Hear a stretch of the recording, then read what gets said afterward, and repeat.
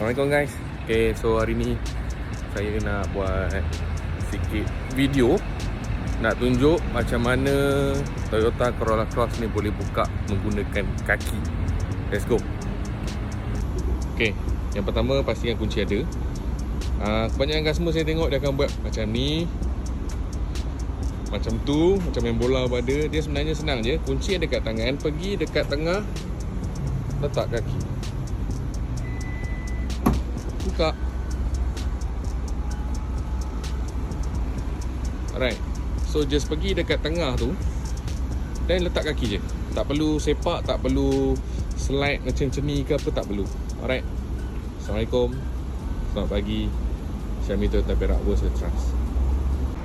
Okay, satu lagi, tutup pun boleh pakai kaki juga. Okay, jom tengok sama je cara dia. Kunci kena ada, kaki letak kat tengah ni, tutup. Okay, Assalamualaikum.